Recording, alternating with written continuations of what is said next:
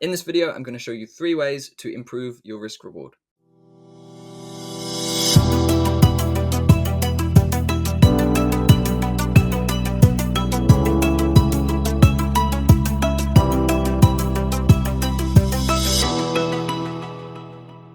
For a limited time, you can join my Discord trading group without the course.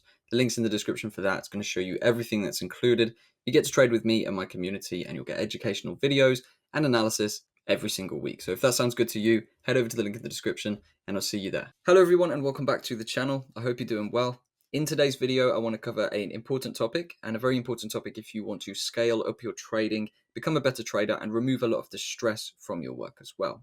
So what we're going to talk about is improving risk reward. Now, real quick, what is risk reward? Well, this boils down simply to how much you risk versus how much you are looking to achieve on a trade. This is a 2x trade. So this is a 2R trade. That means you are getting 2 reward for every 1 risk. So if you risk $100 here, you're making $200 here. This one, on the other hand, is a 9x. This is 9R. So this means every $100 you risk, you're going to make 900 if the trade plays out. And the reasons this is better is, first of all, more profit. Second of all, less chart time needed. And third of all, and the big one for me, which is why I wanted to improve my risk reward when I was earlier in my journey trading 1 to 2s, was the stress. If you take a trade at 2R, you win your $200. If you then lose 1 trade, you're only up $100. If you lose 2 trades, you're back at break even. If instead you can take a trade at 5R and you can lock in $500, then you can actually lose, say, 3 trades and you're still up $200. So it removes a lot of the stress and kind of gets you out of that constant pushing back and forth in order to try and get profits. So for me, that is why I like to improve my risk reward. So what we're going to do in this video is dive into the top 3 ways that I think you can improve your risk reward, how you would do these, and how they're going to benefit you. So the first way to improve your risk reward is to refine zones. If you trade off supply and demand zones, which if you watch my channel, you most likely do, refining your zones can improve your risk reward dramatically. So what we've got here on the chart is an idea for buys. Now let's say then, just based purely on what we can see on the chart, we had this breaker structure and now we are looking to buy, okay? So what we would want to do is actually find the right demand zone to then buy from. Now, if we were to look here, we could see this 15-minute candle is probably the one that we would go with because this is the last indecision candle before the push away. So if you wanted to buy here, you would actually have to go in either with something like this, or if you went to the midpoint, you could actually try and cut that down a little bit. But even still, if you're pushing up towards this point here, you're still going to be looking at around a 3R, okay? 3R is not bad, but there are ways to reduce this, and refining zones is the first way. Well, what I mean when I say this is that we would find our normal zone, say on the 15-minute time frame, but then what we would do is go to a lower time frame, the 5-minute, the 3-minute, the 1-minute, and refine this zone down and find the final imbalance point. And that is what we would then use as our demand zone. So if we go down to the 5-minute time frame, you'll now see that we can scale this down towards this candle here. And what this also does is tells us that we could actually raise our stops a little bit, because obviously this being the demand zone now, this is the level that we would expect to see the reaction from. So what we could do is actually put our entry there, which is about where it was before, but now we have this extra confirmation of this being the demand zone that really matters. So it allows us to bring our stops in. So going for the same target now, which was around this supply zone here, we've actually boosted our risk reward from 3 to 4. So this is obviously not the biggest shift in risk reward, but you don't need the biggest shifts. This gives us 4 times our risk. So if we win this trade, we can then lose 3 trades and we are still in profit. As opposed to previously, if we won this and then lost 3, we would be break even. So you can see that adding these up over time is going to compound that nice growth into your account. And obviously there are going to be different examples where refining zones has a much bigger impact on your trades than this one here. If we were to refine to the 1-minute, for example, this would be the zone I would pick because this is the last indecision candle before we took off. So this could actually allow us to further refine our entry. We could put our entry there, and then for stop loss, we can just keep it under that low. And if we go back to the 15-minute time frame now, we will see what has our risk reward improved to. We're now looking at 4.3. So just from refining zones, we've actually built an extra 1.3R onto our trade, which, as you can imagine, compounded over and over again, will be incredibly beneficial. Now, as you can see, trade taps in and then moves away. So refining zones is the first tip that I have for you in increasing your risk reward. The second tip I have for you to improve your risk reward is fractal confirmation entries. Now, this one is arguably the biggest and the one with the largest effect. But if you work with this fractal confirmation approach, you can dramatically improve your risk reward on pretty much every trade. You can normally up it by 2 times, 3 times, 4 times, potentially even 5 times your risk reward, because it really allows you to cut that stop loss down while staying logical. So let's break this down real quick. What is a confirmation entry? Well, a confirmation entry is where structure confirms. So if we have a downside move like this, lower lows and lower highs, and then they start to break into higher highs, this tells us that the structure has changed. That's why it's a structure confirmation. So from this point, after the push up, we would then look to buy from this point here, and then we get carried off into the sunset on our nice trade. Now, if we look at this current move, we can see this kind of structure confirmation. We have lower low, lower high, lower low, higher high. Then we saw this higher low, and that is where we wanted to buy from, right? So if we were to do this, that allows us to put our entry there and our stop loss under the low. So that's a good trade, and it is confirmed in itself. But what we would be looking to do for a fractal confirmation trade is to now go to the very low time frames and look for this exact same move again. If we did this, that would give us a refined view of the markets and allow us to actually enter somewhere here with a stop loss all the way to here. And the reason that works is because the low time frame now agrees.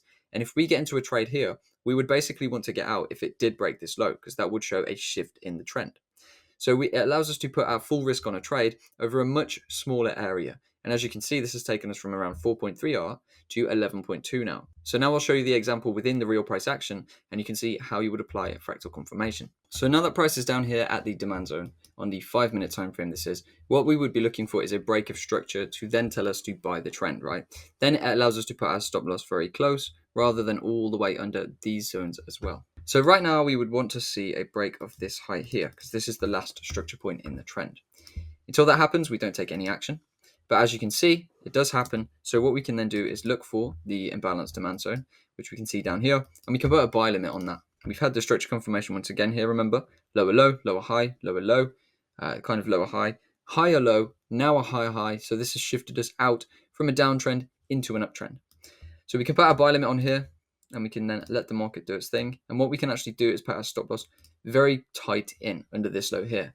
The reason we can do that safely is because if this does break, that will break the trend, and we won't want to be in this trade anymore because it shows that the demand zone we've picked probably won't hold up. So I've extended out the target to where it was, and we can actually now see that our trade has been taken from 4.3 to 7.6. So we've almost entirely doubled the risk reward that we can get on this exact same trade. So if we let the market do its thing now, we'll see. Oftentimes we'll push away, then we might come back in for a secondary tap. But then, oftentimes, the market will fill us in and then actually start moving towards our desired target. So here we can see the trade has been fulfilled. We got tapped in there. We got took out all the way in profit at 7.6R. And just by looking for this low time frame confirmation, we actually managed to double our risk reward on this trade because we can no longer have to go with a big stop. We can actually tighten that stop a lot.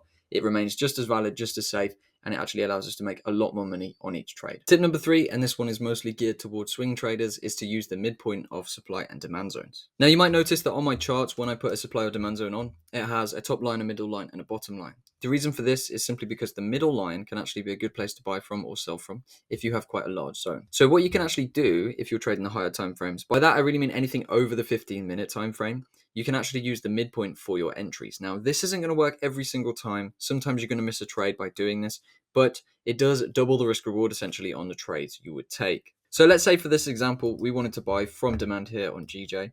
We've got this 1 hour demand zone. We can't really refine it any lower. So we could look for a buy like this. Let's say you're not active to actually, manage your trades and you need to just set and forget. You could look for a trade like this. But let's say we were taking this to previous highs. We're still only going to be looking at around 3R, right? If we were taking it towards these areas, we're not even looking at 2R.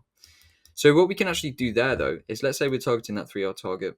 If we were to move the entry to the midpoint of the zone, that would immediately double our trade from 3.3R to 6.9. Now, as mentioned, this won't work every single time.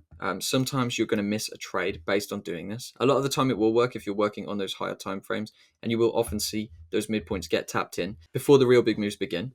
But as I mentioned, sometimes if you are trading on the 5-minute, 3-minute, 1-minute, 10 minutes, something like that, you're going to miss it a lot. So I would advise on those time frames, simply, stick to the high or the low of the zone.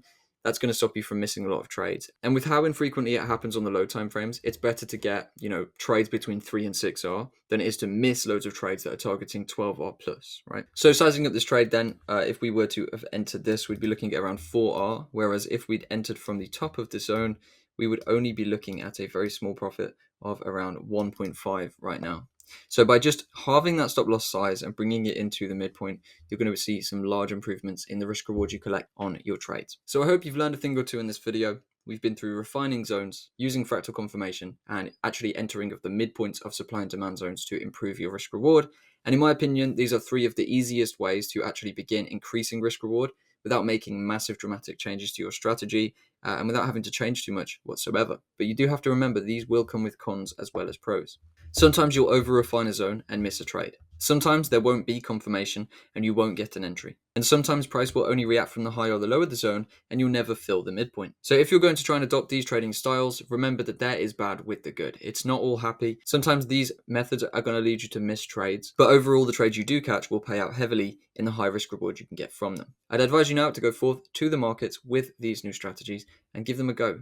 Back test them, forward test them, and see how they work for you. If you want to see how we apply these methods, head over to the link in the description and you can join my trading Discord group. And most importantly, thank you for watching, and I'll see you in the next video.